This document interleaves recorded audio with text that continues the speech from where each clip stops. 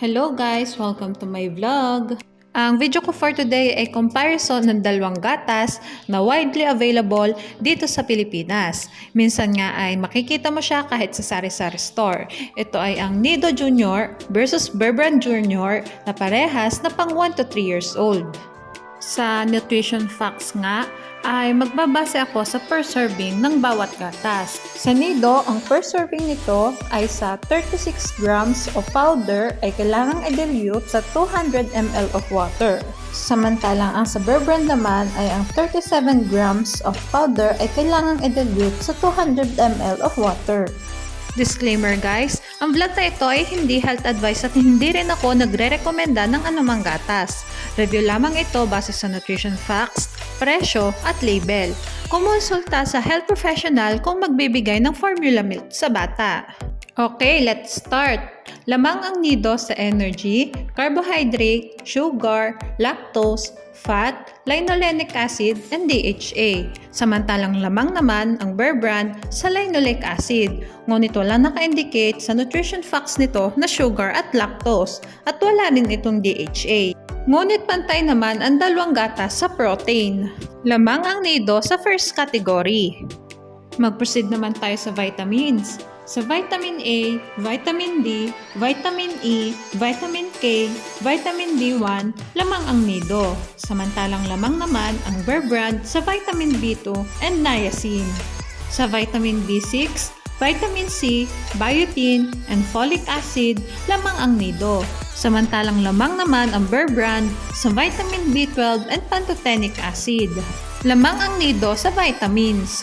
Sa minerals naman, lamang ang Nido sa sodium, calcium, phosphorus, magnesium, at selenium. Samantalang lamang naman ang Bear Brand sa iron, ngunit wala itong selenium. At pantay naman ang dalawang gatas sa zinc.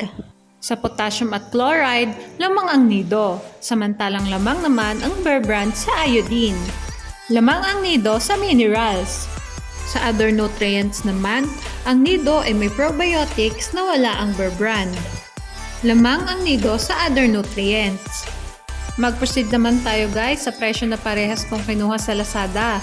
Paalala guys, pwede mag-iba ang presyo ng dalawang gatas na ito depende kung saan store nyo sila titingnan.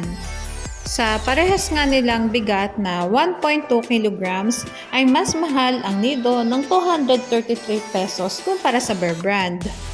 At ito na nga yung summary ng vlog ko today. Sa first category, vitamins, minerals at other nutrients, mas lamang ang Nido. Ngunit mas affordable naman ang Bear Brand. Bale, nakita natin sa review na ito na mas mataas ang nutrients ng Nido. Mayroon din itong DHA na makakatulong sa brain development ng bata, pati na probiotics na nakakatulong sa digestion. Samantala, ang Bear Brand ay may sapat ding nutrients para sa bata, kabilang na ang macronutrients, vitamins, at minerals. Para sa mga nanonood ng vlog na ito at gumagamit ng alinman sa dalawang gatas na aking ni-review, huwag masyadong mag-overthink kung kulang o sobra ang nutrients ng gatas. Mas mainam na ring obserbahan ang epekto nito sa bata. Mahalaga rin na isalang-alang ang budget ng mga magulang sa pagpili ng gatas. Gayunpaman, kung may mapansin kayong anumang health concern sa mga bata, agad itong ipatingin sa health professional dahil hindi lahat ng sintomas ay agad na nangangahulugang hindi hiyang sa gatas ang bata. Basta lagi nating tatandaan, pumili ng gatas na hiyang sa bata. Mahalagang paalala, breast milk is the best milk for babies. Okay, hanggang dito na lang po ang vlog ko. Sana ay nagustuhan nyo. Thanks for watching. Please like and subscribe for more videos.